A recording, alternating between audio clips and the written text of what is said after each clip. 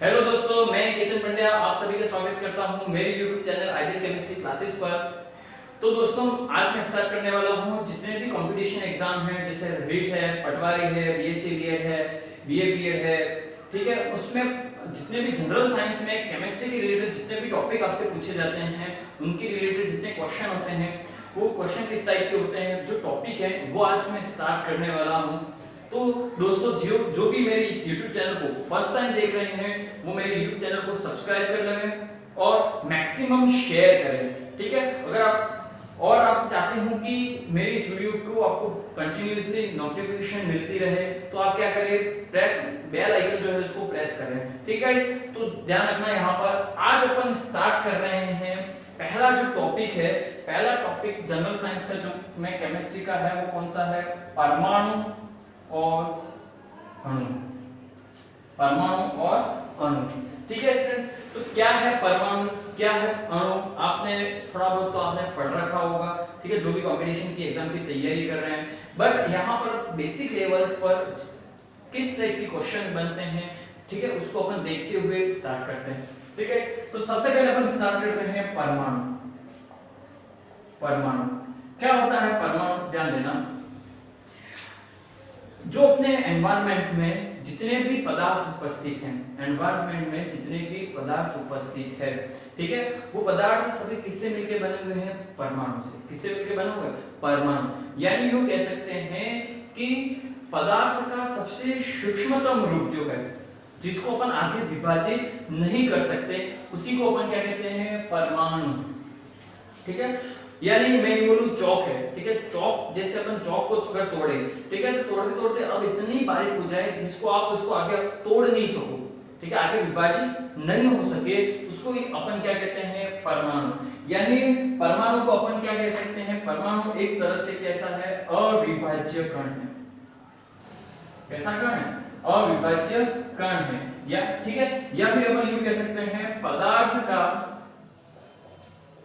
का छोटे से छोटा कण, जिसको आगे विभाजित नहीं किया जा सकता, जिसको आगे विभाजित नहीं किया जा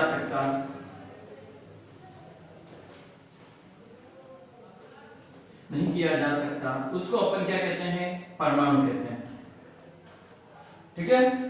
दोस्तों समझ में आ गया परमाणु क्या है। परमाणु क्या है, पदार्थ का छोटे से छोटा कण जिसको अपन आगे विभाजित नहीं कर सकते, उसको अपन क्या कहते हैं, परमाणु कहते हैं, ठीक है। दूसरी बात ध्यान रखना, परमाणु आपस में मिलकर किसका निर्माण करते हैं, अणु का निर्माण करते हैं, ठीक है। यानी मैं यूं कहूं अणु क्या है, तो ध्यान रखना, परमाणुओं से मिलकर, किससे मिलकर, परमाणुओं से मिलकर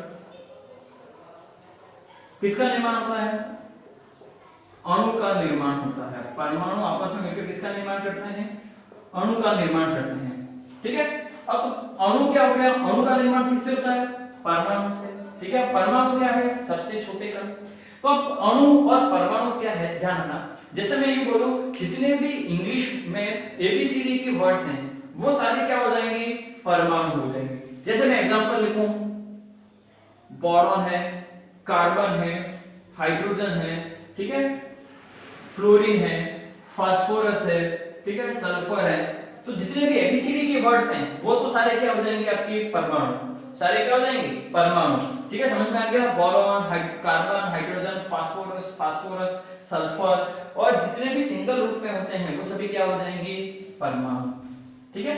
अणु क्या होते हैं, अगर जो ये एबीसीडी की वर्ड्स है, अगर उसमें अपन थोड़ा बहुत इनको मल्टीपल या फिर एडिशन या फिर डबल ट्वाइस कर ले, तो ये क्या हो जाएंगे, परमाणु। यानी अलग अलग परमाणु, समान परमाणु या फिर अलग अलग परमाणु आपस में मिलकर किसका निर्माण करते हैं, अणु। अणु को अपन फिर से अगर दो भागों में विभाजित करते हैं, उसको अपन अलग से देखेंगे, बट यहाँ पर देख लें अणु और परमाणु में क्या क्या अंतर है, ठीक है। जैसे मैं बात करूँ, अब यहाँ पर ध्यान रखना, परमाणु जो है, परमाणु स्वतंत्र अवस्था में, परमाणु स्वतंत्र अवस्था में उपस्थित नहीं होते हैं। यानी प्रकृति में परमाणु जो होते हैं वो स्वतंत्र अवस्था में उपस्थित नहीं होंगे, यानी यूं कह सकते हैं जैसे बोरॉन है, कार्बन है, तो ये इस रूप में उपस्थित नहीं होंगे, ये किसके रूप में उपस्थित होंगे, अणु के रूप में उपस्थित होंगे। ठीक है, तो यहाँ पर क्या बात होगी, परमाणु का एक प्रॉपर्टी याद रखना, परमाणु जो होते हैं वो स्वतंत्र अवस्था में उपस्थित नहीं होते हैं। ठीक है, एक और गुण देख लो परमाणु का, परमाणु जो है रासायनिक अभिक्रियाओं में भाग लेते हैं, परमाणु रासायनिक अभिक्रियाओं में भाग लेते हैं, यानी यूं कह सकते हैं दोस्तों, समझना, जितनी भी रासायनिक अभिक्रियाएं होती है उन रासायनिक अभिक्रियाएं में कौन भाग लेता है, उन रासायनिक अभिक्रियाओं में परमाणु भाग लेता है। कौन भाग लेता है, परमाणु भाग लेता है। तो परमाणु समझ में आ गया, पदार्थ का छोटे से छोटा कण जिसको अपन आगे विभाजित नहीं कर सकते वो तो क्या है, परमाणु। ठीक है, परमाणु रासायनिक अभिक्रिया में भाग ले सकता है, परंतु ध्यान रखना वो कभी भी स्वतंत्र अवस्था में नहीं होगा।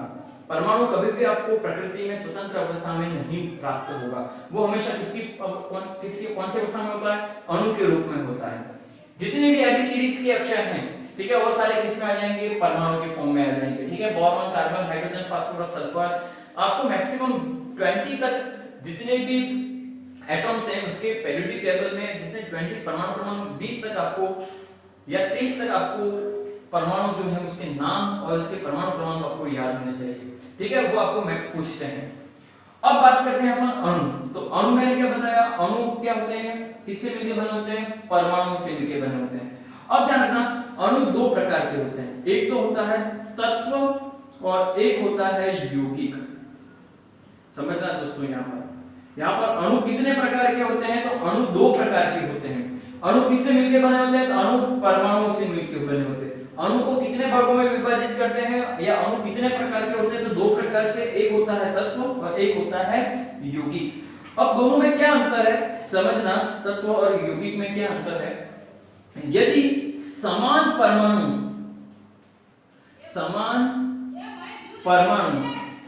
आपस में जुड़कर, समान परमाणु आपस में जुड़कर किसका निर्माण करें, अणु का निर्माण करते हैं, अणु का निर्माण करते हैं, तो वो कौन से कहलाते हैं, तत्व। उनको अपन क्या कहते हैं, तत्व कहते हैं। ठीक है, यानी परमाणु कैसे हो, समान हो। जैसे एग्जांपल समझना, हाइड्रोजन, यानी कितने हाइड्रोजन के परमाणु है, 2। ऑक्सीजन, कितने ऑक्सीजन, 2। क्लोरीन, P4, ठीक है, SH। अब मुझे बताओ यहाँ पर ये सभी किसके एग्जांपल हो जाएंगे, तत्व के एग्जांपल हो जाएंगे। किसके एग्जांपल हो जाएंगे, तत्व के एग्जांपल हो जाएंगे। एक और अच्छा एग्जांपल याद रखना, जैसे अपन बात कर रहे हैं हीरा, डायमंड, ये भी किसका एग्जांपल है, तत्व का एग्जांपल है। दोस्तों ध्यान रखना, हीरा है, ग्रेफाइट है, ये सभी कार्बन के अपर रूप है। हीरा है, ग्रेफाइट है, या फिर अपन बात कर रहे हैं फुलरिन, फूल से फुटबॉल, यानी फुलरिन की आकृति कैसी होती है, फुटबॉल के समान होती है। अब ध्यान रखना, क्यों ये तत्व है, समझना दोस्तों, यहाँ पर ये सभी जो है किसके अपर रूप है, कार्बन के, यानी ये केवल किससे बने हुए हैं, कार्बन। समझना, यानी इनमें दूसरा कोई परमाणु नहीं है, केवल कौन सा परमाणु है, कार्बन। यानी कार्बन के परमाणु आपस में जुड़कर किसका निर्माण करते हैं, हीरा, ग्रेफाइट और फुलरिन।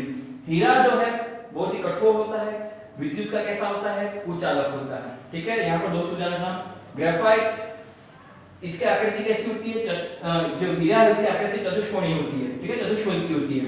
ग्रेफाइट षटकोणीय होता है।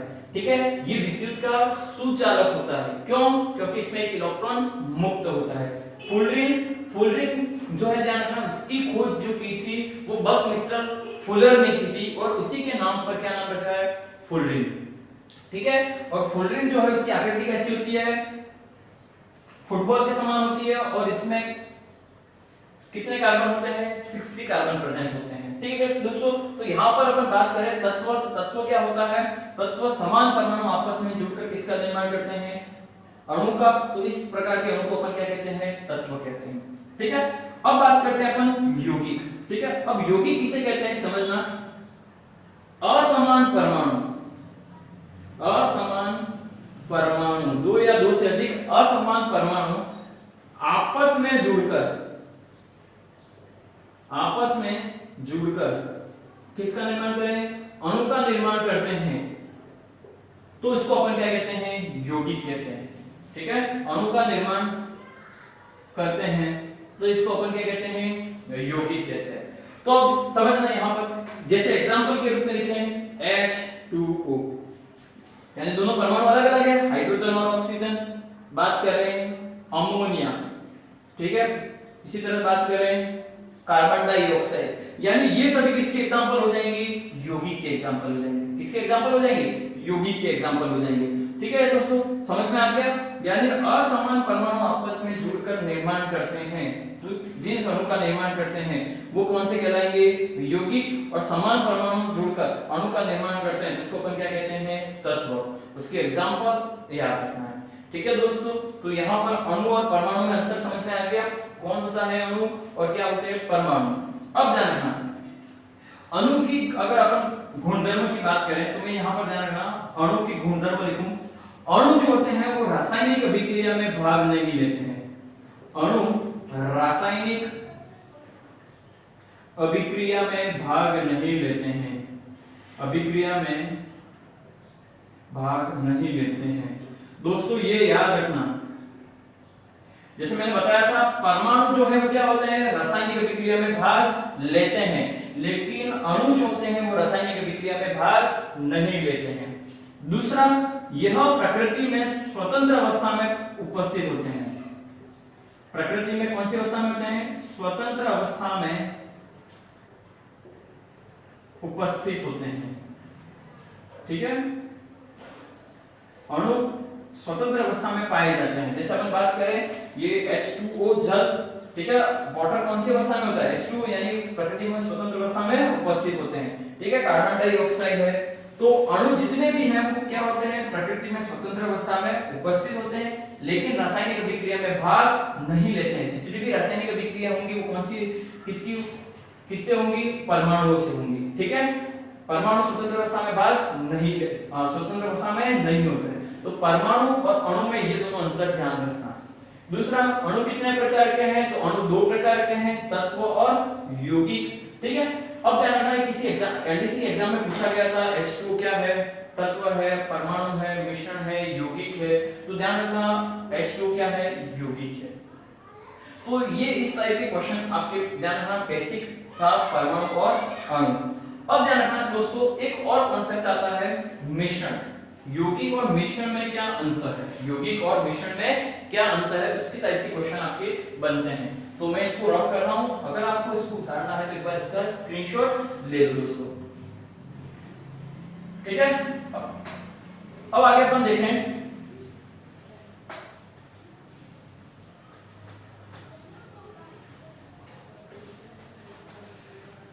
तो समझ में आ गया परमाणु आपस में मिलकर किसका निर्माण करते हैं, अणु का। अणु कितने प्रकार के हैं, दो प्रकार के, कौन कौन से, एक तो तत्व और एक कौन सा हो जाएगा, यौगिक। तत्व कौन से होते हैं, जो आपस में समान परमाणु आपस में जुड़े हुए होते हैं, तो किसका निर्माण करते हैं, तत्वों का निर्माण करते हैं, और मैंने बताया। ठीक है, और यौगिक क्या होते हैं, जिसमें परमाणु क्या होते हैं, असमान परमाणु जुड़े हुए होते हैं, वो सभी क्या होते हैं, यौगिक होते हैं। ठीक है दोस्तों, अब अपन बात करते हैं, यहां पर ध्यान देना, मैं बात करूं मिश्रण, किसकी बात करें, मिश्रण, और एक तरफ मैं लिख देता हूं यौगिक। ठीक है, यौगिक को मैं बताया, दो या दो से अधिक असमान परमाणु आपस में जुड़कर किसका निर्माण करते हैं, यौगिक का। ठीक है, अब इन दोनों में क्या अंतर है समझना, जो भी यौगिक होते हैं उनका कोई न कोई सूत्र होता है, क्या होता है, फॉर्मूला होता है। यौगिक जो होगा उसका कोई ना कोई फॉर्मूला होगा। ठीक है, यानी जैसे अपन बात करें, मैंने बता दिया, जैसे ग्लूकोज C6H12O6, ठीक है, वाटर H2O, तो ये सभी क्या है, यौगिक है, और इनका कुछ ना कुछ क्या होगा, सूत्र होगा। ठीक है, बट यहां पर ध्यान रखना, जो भी मिश्रण होगा, मिश्रण का कोई सूत्र नहीं होता है, कोई फॉर्मूला नहीं होता है, मिश्रण का कोई फॉर्मूला नहीं होता है। समझ में आ रहा है या नहीं आ रहा है दोस्तों, समझना। जैसे मैं यहाँ पर बात करूं मिश्रण में, मिश्रण का कोई फॉर्मूला नहीं होता है। अब मैं ये बोलूं अगर आप पानी ले लो, ठीक है, पानी के अंदर आप शक्कर डाल रहे हो, ठीक है, शक्कर डाल के उसके अंदर आप जैसे आपने बोले चाय बना रहे हैं, तो मुझे तो चाय में आपने क्या दिया, पानी लिया, दूध डाला, शक्कर डाली, चाय पत्ती डाली, ठीक है, और इलायची डाली, सब डाल दिया, तो मुझे बताओ जो चाय बनेगी, तो चाय एक तरह से क्या है, मिश्रण। दो या दो से अधिक यौगिक आपस में मिलकर किसका निर्माण करते हैं, मिश्रण का निर्माण करते हैं, यानी उनका कोई सूत्र नहीं होता है। यानी मुझे बताओ चाय का कोई सूत्र होता है, होगा कोई सूत्र नहीं होता है, ठीक है, तो समझ में आ गया, मिश्रण जो होंगे उनका कोई सूत्र नहीं होता है। तो मिश्रण की डेफिनेशन क्या हो जाएगी दोस्तों, क्या हो जाएगा, दो या दो से अधिक यौगिक आपस में मिलकर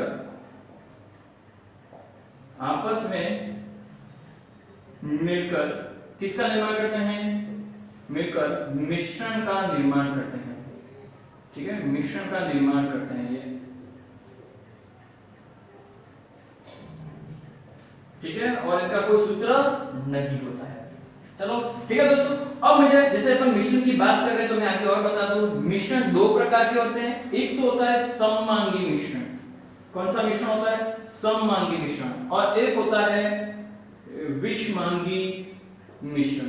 दोनों दोस्तों ध्यान रखना, एक तो कौन सा मिश्रण है, सममांगी मिश्रण, और एक कौन सा है, विषमांगी मिश्रण। क्या अंतर है ध्यान रखना, सममांगी मिश्रण में क्या हो जाएगा, यानी अगर दो पदार्थ ले रहे हो आप, अगर इन दोनों पदार्थ या दो यौगिक है, उन दोनों को अगर आपस में मिलाओ तो दोनों समान रूप से आपस में घुल जाएं, मिल जाएं, तो वो कौन सा हो जाएगा, सममांगी मिश्रण। अगर दोनों समान रूप से आपस में नहीं घुले तो कौन सा हो जाएगा, विषमांगी मिश्रण। जैसे एक समझो एग्जांपल, जैसे आपने पानी लिया, ठीक है, और मुझे तो पानी के अंदर आप शक्कर डालोगे तो शक्कर क्या हो जाएगी, घुल जाएगी, और वो घुलेगी क्या होगी, चारों तरफ से समान रूप से होगी, यानी आप पानी का टेस्ट करोगे, पानी को आप टेस्ट करोगे तो सभी तरफ से इसका टेस्ट क्या होगा, समान होगा या नहीं होगा, यानी सभी तरफ टेस्ट क्या होगा, समान, इक्वल, यानी ये तो नहीं होगा कहीं जब पर ज्यादा मीठा है और कहीं पर कम मीठा है, ऐसा नहीं होगा, यानी वो कौन सा मिश्रण हो जाएगा, सममांगी मिश्रण, यानी दोनों यौगिक समान रूप से आपस में घुल जाएं, ठीक है, तो वो कौन सा मिश्रण है, सममांगी, और दोनों आपस में समान रूप से नहीं घुले तो कौन सा हो जाएगा, विषमांगी। जैसे मैं एग्जांपल लूं, आप मुझे बताओ, जैसा बालाजी का कोई पैकेट है, ठीक है, नमकीन है या फिर कोई भी मिक्सचर का पैकेट है, ठीक है, तो अगर आप उसको खोलोगे, उस मिश्रण को आप खोलोगे, तो मुझे बताओ वहां पर आपको सभी जगह पर एक समान दिखेगा, कहीं पर आपको काजू दिखेंगे, ठीक है, समझ में आ रहा है, कहीं पर आपको कहीं अगर उसका टेस्ट करोगे, ऊपर टेस्ट अलग होगा, नीचे का टेस्ट होगा वो अलग होगा, नीचे कैसा होगा, खारा खारा भी लग सकता है, ऊपर टेस्ट नमकीन भी हो सकता है, तो वहां पर टेस्ट क्या है, अलग अलग आ रहा है, तो उस टाइप के जो मिश्रण होंगे कौन से हो जाएंगे, विषमांगी मिश्रण। समझ में आ गया। या फिर एक और एग्जांपल ले लो, पानी है, पानी के अंदर अगर आप रेत डाल दो, पानी के अंदर आप क्या डाल दो, रेत डाल दो, तो रेत क्या हो जाएगी, नीचे बैठ जाएगी या पूरे पानी में समान रूप से घुलेगी, तो वो कौन सा मिश्रण हो जाएगा, विषमांगी मिश्रण। समझ में आ रहा है दोस्तों, तो यहाँ पर दो प्रकार के मिश्रण होते हैं, एक तो सममांगी और एक कौन सा हो जाएगा, विषमांगी। तो सममांगी कौन से होते हैं, मैं एग्जांपल लिख रहा हूं, जैसे मैं बोलूं समान रूप से घुलना या फिर मिलना, समान रूप से अगर घुलते हैं या फिर मिलते हैं मिश्रण तो कौन से हो जाएंगे, सममांगी मिश्रण। और असमान रूप से घुलना तो कौन से हो जाएंगे, विषमांगी मिश्रण। जैसे एग्जांपल लिखना है तो एग्जांपल क्या हो जाएगा, पानी में शक्कर का घोल, किसका घोल, पानी में शक्कर का घोल। और यहां पर क्या हो जाएगा, जैसे अपन बात करें पानी में रेत का घोल। ठीक है दोस्तों, समझ में आ गया। तो यहां पर मिश्रण कितने प्रकार के, दो प्रकार के। मिश्रण होते क्या है, दो या दो से अधिक यौगिक आपस में मिलकर किसका निर्माण करें, मिश्रण किसका निर्माण करते हैं, मिश्रण का निर्माण करते हैं। मिश्रण का कोई सूत्र नहीं होता है। ठीक है, समझ में आ गया। यानी मैं यूं बोलूं, मिश्रण के एग्जांपल कौन से हो जाएंगे, तो मिश्रण के एग्जांपल कौन से हो जाएंगे, भाई वो चाशनी है, चाय है, पेट्रोलियम है, ठीक है। पेट्रोलियम में ध्यान रखना, पेट्रोलियम एक तरह से क्या हो जाएगा, इसमें सारे आ जाएंगे, पेट्रोल आ जाएगा, डीजल आ जाएगा, इसके अंदर केरोसिन, ये सभी किसके अंदर आते हैं, पेट्रोलियम। यानी सभी को मिलाकर क्या बनता है, पेट्रोलियम। तो पेट्रोलियम का कोई फॉर्मूला होगा, नहीं होगा, कोई सूत्र नहीं होगा। चाय का कोई सूत्र होगा, नहीं होगा। चाशनी का कोई सूत्र होगा, नहीं होगा। तो ये सभी क्या है, मिश्रण है। जबकि यौगिक जो होगा उसका क्या होगा, कुछ ना कुछ सूत्र होगा। समझ में आ गया। तो दोस्तों ध्यान रखना यहाँ पर, तो अपन ने क्या बात की, एक तो मिश्रण और एक यौगिक, परमाणु मैंने बता दिया, और एक क्या था, अणु। और अणु किससे मिलकर बने होते हैं, अणु कितने भागों में विभाजित होते हैं, तो 2 भागों में, तत्व और यौगिक। ठीक है दोस्तों, तो इसका स्क्रीनशॉट ले लो या फिर इसको उतार लो।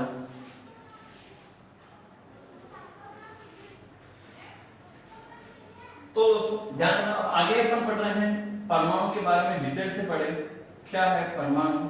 तो ध्यान रखना, परमाणु जो होगा वो परमाणु 3 अलग अलग कणों से मिलकर बना होता है। एक उसका नाम है, एक तो क्या होगा, प्रोटॉन, एक क्या होगा, इलेक्ट्रॉन,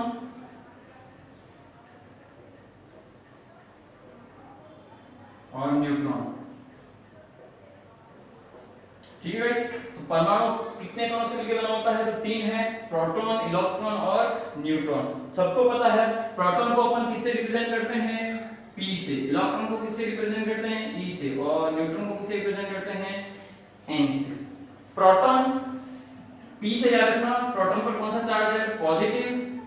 न्यूट्रॉन न्यू से जाना, न्यूट्रॉन न्यूट्रल, यानी क्या हो जाएगा, कोई आवेश नहीं।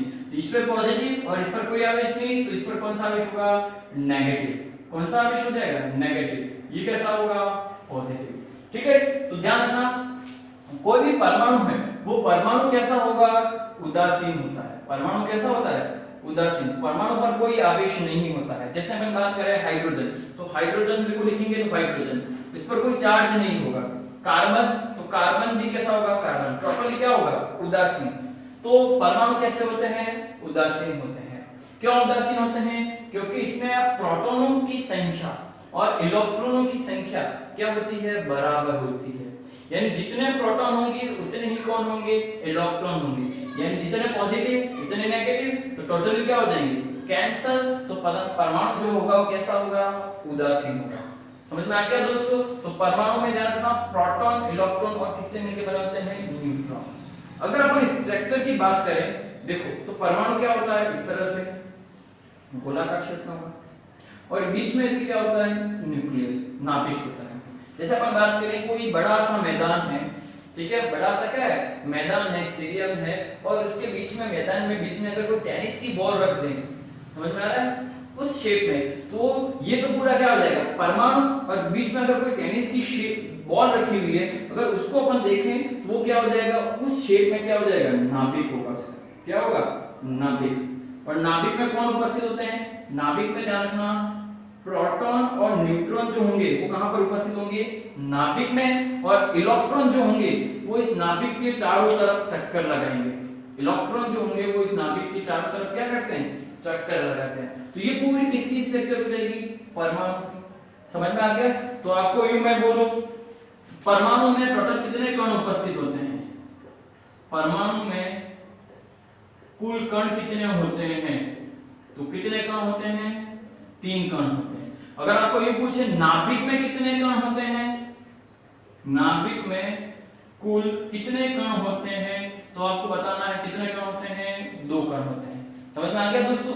समझना, परमाणु में कितने कण होते हैं, 3 कण होते हैं। नाभिक में कितने कण होते हैं, तो 2 कण होते हैं। ये कंफ्यूज करने के लिए बहुत सारे कंपटीशन एग्जाम में आ जाता है, नाभिक में कुल कण कितने होते हैं, और फास्ट अपन में क्या कर देते हैं, प्रोटॉन, न्यूट्रॉन, इलेक्ट्रॉन 3 कण होते हैं। बट ध्यान रखना, नाभिक में कितने कण होते हैं, 2, और परमाणु में कितने कण होते हैं, 3 कण होते हैं। ठीक है दोस्तों, ये दोनों बातें याद रखनी है। अब इलेक्ट्रॉन क्या करते हैं, नाभिक के चारों तरफ चक्कर लगाते हैं। अब याद रखना, अगर कोई परमाणु है, उस परमाणु का परमाणु क्रमांक ज्ञात करना है। कोई परमाणु है और उस परमाणु का क्या ज्ञात करना है, परमाणु क्रमांक। जितने भी पेरियोडिक टेबल में परमाणु है वो परमाणु क्रमांक के आधार पर जमे हुए हैं। जैसे अपन बोले हाइड्रोजन का परमाणु क्रमांक कितना होगा, 1 है, हीलियम का 2 है, ठीक है, लिथियम 3 है। इस तरह से सारे पेरियोडिक टेबल में परमाणु क्रमांक के अनुसार क्या है, परमाणु को जमाया गया है। तो परमाणु क्रमांक जो होता है, परमाणु क्रमांक ध्यान रखना, जिसको अपन रिप्रेजेंट करते हैं Z से, इसको रिप्रेजेंट करते हैं Z से, वो किसके इक्वल होता है? प्रोटॉनों की संख्या के इक्वल होता है। किसके बराबर होगा? प्रोटॉनों की संख्या के बराबर होता है। ध्यान रखना दोस्तों, यहाँ पर ये अच्छी बात है, परमाणु क्रमांक जो होगा, जिसको अपन किससे रिप्रेजेंट करते हैं? Z से रिप्रेजेंट करते हैं, वो किसके इक्वल होगा? नंबर ऑफ प्रोटॉन, प्रोटॉनों की संख्या के बराबर होगा। यानी यूं कह सकते हैं, जैसे अपन यूं बोलूं हाइड्रोजन, समझ लो, तो हाइड्रोजन का परमाणु क्रमांक कितना होता है? 1, तो इसमें प्रोटॉनों की संख्या कितनी हो जाएगी? 1। कार्बन का परमाणु क्रमांक कितना होता है? 6, तो इसमें प्रोटॉनों की संख्या कितनी हो जाएगी? 6। दोस्तों समझ में आ रहा है या नहीं आ रहा है? तो जो भी परमाणु क्रमांक होगा, और इसको परमाणु क्रमांक को कहां पर लिखते हैं अपन? जो भी एटॉम का सिंबल है उसके जस्ट यहां नीचे की तरफ, ठीक है, लेफ्ट हैंड साइड में यहां नीचे की तरफ जो लिखेंगे वो कौन सी हो जाएगी? सिंबल जो होगा वो किसको रिप्रेजेंट करेगा? परमाणु क्रमांक को। और परमाणु क्रमांक किसके बराबर होगा? प्रोटॉनों की संख्या के बराबर। दोस्तों समझ में आ गया? ठीक है, तो मैं ये बोलूं कार्बन में कितने प्रोटॉन? 6, ठीक है। तो अगर आपको ये पूछ ले, अगर ये बोले न्यूट्रॉन है, न्यूट्रॉन में 7 प्रोटॉन उपस्थित है, न्यूट्रॉन में कितने प्रोटॉन उपस्थित है? सॉरी, नाइट्रोजन में 7 प्रोटॉन उपस्थित है, नाइट्रोजन में कितने प्रोटॉन उपस्थित है? 7, तो इसका परमाणु क्रमांक कितना होगा? 7। समझ में आ रहा है या नहीं आ रहा है दोस्तों? कैल्शियम में 20 प्रोटॉन है, कैल्शियम में कितने प्रोटॉन है? 20 प्रोटॉन है, तो इसका परमाणु क्रमांक कितना हो जाएगा? 20, ठीक है। तो परमाणु क्रमांक किसके बराबर होगा? प्रोटॉनों की संख्या के बराबर होता है, ठीक है। अब यह परमाणु क्रमांक हो गया। अब याद रखना, एक और देख लेते हैं इसमें, परमाणु भार, ठीक है, या परमाणु का द्रव्यमान देखें, वो किसके इक्वल होगा? प्रोटॉनों की संख्या प्लस न्यूट्रॉनों की संख्या। किसकी संख्या? प्रोटॉनों की संख्या प्लस न्यूट्रॉनों की संख्या। तो जितने प्रोटॉन, अगर प्रोटॉन और न्यूट्रॉन को ऐड करेंगे तो किसका भार आ जाएगा? परमाणु भार आ जाएगा। क्या आ जाएगा? परमाणु भार आ जाएगा। तो दोस्तों यहां पर एक बात ध्यान रखना, जो भी परमाणु है उस परमाणु में प्रोटॉन और इलेक्ट्रॉन हमेशा इक्वल होंगे। परमाणु में प्रोटॉन और इलेक्ट्रॉन हमेशा क्या होंगे? इक्वल होंगे। दोस्तों ध्यान रखना, आपके जो क्वेश्चन आएंगे वो लैंग्वेज में आएंगे, तो लैंग्वेज में कंफ्यूजन होता है कि परमाणु में प्रोटॉन और इलेक्ट्रॉनों की संख्या क्या होती है? बराबर होती है, ठीक है दोस्तों, ध्यान रखना। दूसरा, प्रोटॉन और न्यूट्रॉन सदैव समान नहीं हो सकते हैं, ठीक है, हमेशा बराबर हो ऐसा जरूरी नहीं है। बराबर तो होते हैं लेकिन हमेशा बराबर हो ऐसा जरूरी नहीं है। किसमें? प्रोटॉन और न्यूट्रॉन हमेशा बराबर हो ऐसा जरूरी नहीं है, बराबर हो सकते हैं, ठीक है। जैसे मैं ये बोलूं कि जितने 20 परमाणु क्रमांक है, 20 परमाणु क्रमांक तक जितने भी परमाणु है उसमें प्रोटॉन और न्यूट्रॉनों की संख्या बराबर होती है, पर जैसे 20 परमाणु क्रमांक से ऊपर जाते हो तो इसमें न्यूट्रॉनों की संख्या और परमाणुओं की संख्या बराबर नहीं होती है। यानी यूं नहीं कह सकते कि ये दोनों हमेशा सदैव समान नहीं होते हैं, सदैव समान नहीं होते हैं। ध्यान रखना, सदैव समान नहीं होते, यानी हमेशा इक्वल नहीं होंगे। कौन? प्रोटॉन और न्यूट्रॉन। बट प्रोटॉन और इलेक्ट्रॉन किसी परमाणु में हमेशा क्या होते हैं? बराबर होते हैं, ठीक है दोस्तों। ये दोनों बातें याद रखनी है आपको। तो मैं क्या बता रहा था? परमाणु भार, परमाणु भार क्या होता है? प्रोटॉन प्लस न्यूट्रॉन, यानी जितने यानी यूं कहें प्रोटॉन और न्यूट्रॉन को ऐड करेंगे तो क्या आ जाएगा? परमाणु भार। तो दोस्तों ध्यान दें, जैसे मैं बोलूं कार्बन, तो कार्बन का परमाणु भार कितना है? परमाणु क्रमांक कितना है? 6, और इसका परमाणु भार कितना होता है? 12। तो ध्यान रखना दोस्तों, कोई भी परमाणु है तो उसके नीचे की तरफ तो हमेशा अपन क्या लिखेंगे? परमाणु क्रमांक लिखेंगे, और परमाणु क्रमांक को अपन किससे प्रदर्शित करते हैं? Z से प्रदर्शित करते हैं। और ऊपर जो होगा वो क्या लिखेंगे? हमेशा परमाणु भार या द्रव्यमान संख्या, जिसको अपन क्या कहते हैं? द्रव्यमान संख्या, और उसको अपन रिप्रेजेंट करते हैं A से। किससे रिप्रेजेंट करते हैं? A, ठीक है। तो यहाँ पर ध्यान रखना, तो परमाणु भार कितना दिया हुआ है? 12, प्रोटॉनों की संख्या क्या है? 6। तो मैंने क्या बताया? परमाणु भार जो होगा वो प्रोटॉन प्लस न्यूट्रॉन, तो परमाणु भार दिया हुआ है कितना? 12 है, प्रोटॉन कितने? 6 है। तो अगर न्यूट्रॉन निकालना है, न्यूट्रॉन कितने हो जाएंगे यहाँ पर दोस्तों? 12 - 6 कितने आ जाएंगे? 6। समझ में आ गया? यानी इसमें प्रोटॉन और न्यूट्रॉनों की संख्या क्या है? बराबर है। प्रोटॉनों की संख्या और न्यूट्रॉनों की संख्या क्या है? बराबर है। तो दोस्तों समझ में आ गया यहाँ पर परमाणु। अब मैं वापस देख रहा हूँ, जैसे परमाणु में टोटल कण कितने होते हैं? 3। कौन कौन से? प्रोटॉन, इलेक्ट्रॉन और न्यूट्रॉन।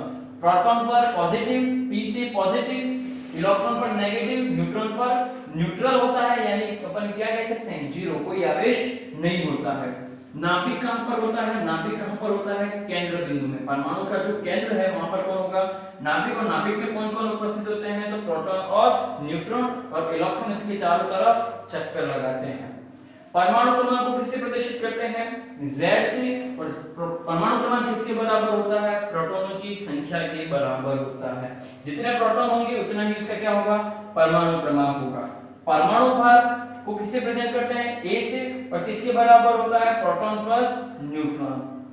दोस्तों ये बात याद रखना इंपॉर्टेंट करके कि प्रोटॉन और इलेक्ट्रॉन हमेशा क्या होते हैं? बराबर होते हैं, परंतु प्रोटॉन और न्यूट्रॉन हमेशा बराबर नहीं होते हैं। बराबर हो सकते हैं लेकिन हमेशा बराबर नहीं होते हैं। ठीक है दोस्तों, तो यहां तक समझ में आ गया। चलो इसी में अपन आगे देखते हैं। मैं यहां पर बता देता हूं प्रोटॉन, इलेक्ट्रॉन और न्यूट्रॉन की खोज किस किसने की। जैसे बात करें, प्रोटॉन की खोज की थी और इलेक्ट्रॉन की खोज किसने की और न्यूट्रॉन की खोज किसने की? तो ध्यान रखना, न्यूट्रॉन की खोज की जेम्स चैडविक ने। किसने की? ठीक है। इलेक्ट्रॉन की खोज जे थॉमसन ने, या थॉमसन भी मिलेगा आपको कहीं जगह पर, जे थॉमसन ने।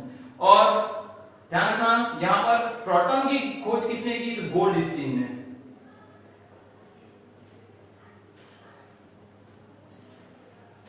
ठीक है, तो यहां पर तीनों, प्रोटॉन की खोज गोल्डस्टीन, गोल्डस्मिथ, या फिर इलेक्ट्रॉन की खोज जे थॉमसन, न्यूट्रॉन की खोज जेम्स चैडविक।